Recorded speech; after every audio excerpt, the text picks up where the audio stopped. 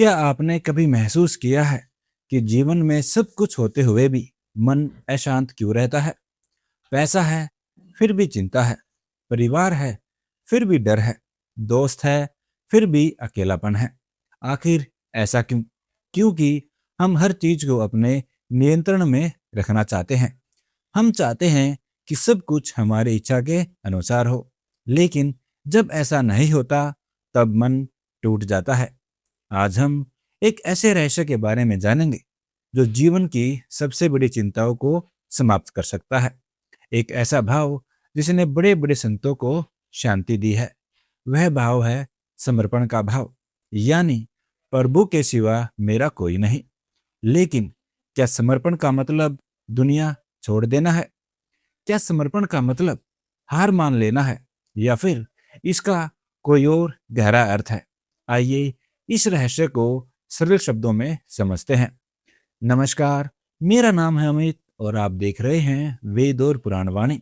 तो चलिए आज की यह कहानी शुरू करते हैं। जब लोग समर्पण शब्द सुनते हैं तो अक्सर सोचते हैं कि अब सब कुछ छोड़कर जंगल चले जाओ, परंतु यह समर्पण नहीं है। समर्पण का अर्थ है अपने कर्तव्य करते रहना, लेकिन परिणाम की चिंता भगवान को सौंप देना।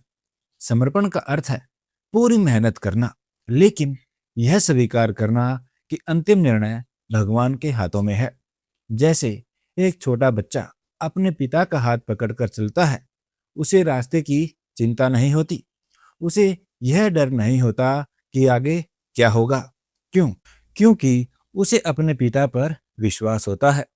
ठीक उसी प्रकार जब मनुष्य भगवान पर विश्वास करना सीख जाता है, तब उसके अंदर समर्पण का भाव पैदा होता है। आज अधिकांश लोग तनाव में जी रहे हैं। किसी को नौकरी की चिंता है, किसी को व्यापार की चिंता है, किसी को बच्चों के भविष्य की चिंता है, किसी को स्वास्थ्य की चिंता है।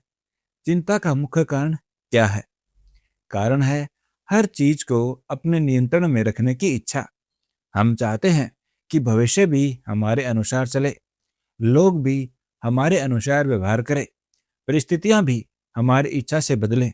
लेकिन यह संसार हमारी इच्छा से नहीं चलता, यह भगवान की व्यवस्था से चलता है। और जब हमारी इच्छा या भगवान की इच्छा टकराती हैं, तब दुख पैदा होता है। आइए इसे एक कहानी के माध्यम से समझते हैं। एक बार एक व्यक्ति नाव में बैठकर नदी पार कर रहा था। अचानक तेज तूफान आ गया।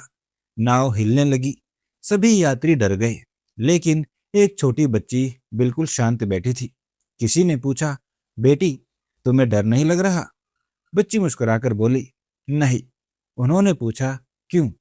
बच्ची ने उत्तर दिया, क्योंकि इस नाव को चलाने वाला मेरा पिता है। मुझे विश्वास है कि वह मुझे डूबने नहीं देगा। यही समर्पण है।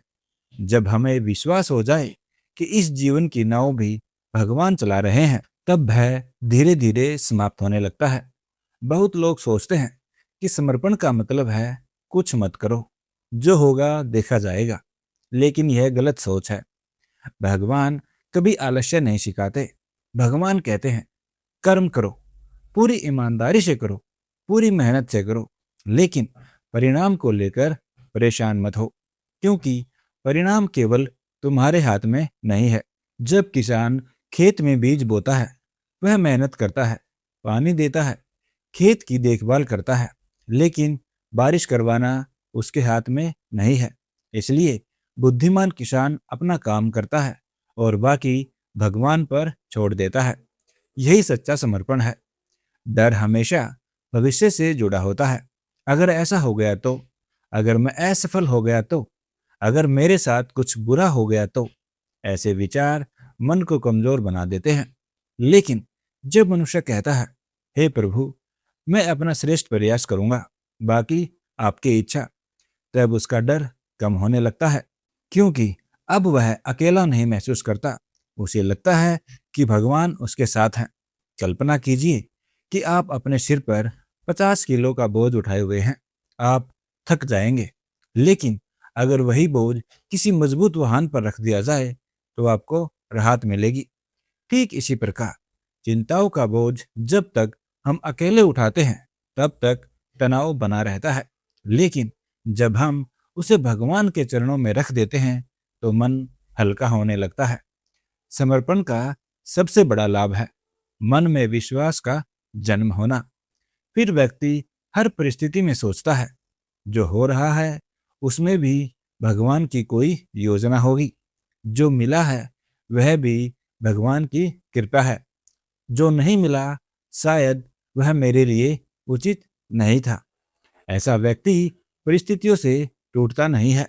वह हर स्थिति में भगवान का हाथ देखता है। संसार के सभी महान संतों के जीवन में एक बात समान थी, भगवान पर अटूट विश्वास। कठिनाइयां उनके जीवन में भी आई, परीक्षाएं उनके जीवन में भी आई, लेकिन उन्होंने कभी भगवान का साथ नहीं छोड़ा। उन्होंने कहा, जो प्रभु करेंगे वही मेरे लिए सर्वोत्तम होगा।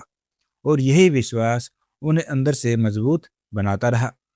प्रतिदिन सुबह उठकर भगवान से कहें, हे प्रभु, आज मैं अपना कर्तव्य पूरी निष्ठा से करूंगा, लेकिन परिणाम आपको समर्पित करता हूं। जब कोई समस्या आए तो घबराने के बजाय प्रार्थना करें। जब कोई इच्छा पूरी न हो तो शिकायत करने के बजाय विश्वास रखें। और हर रात सोने से पहले कहें, हे प्रभु, आज जो कुछ हुआ सब आपको समर्पित है। धीरे धीरे मन में शांति आने लगेगी।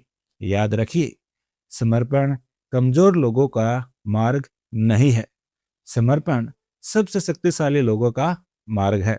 क्योंकि जो व्यक्ति भगवान पर विश्वास करना सीख जाता है उसे दुनिया की परिस्थितियां नहीं डरा सकती।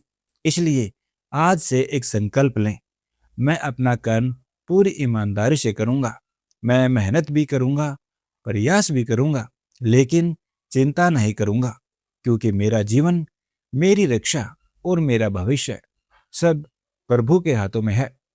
जब मनुष्य सच्चे मन से कहता है, हे प्रभु, अब सब आपको समर्पित है, तभी उसी पल से उसकी शांति की यात्रा शुरू हो जाती है। अगर आपको ये कहानी अच्छी लगी हो तो वीडियो को लाइक करें और ऐसी ही कहानियों के लिए हमारे इस चैनल को सब्सक्राइब जरूर करें। राधे राधे।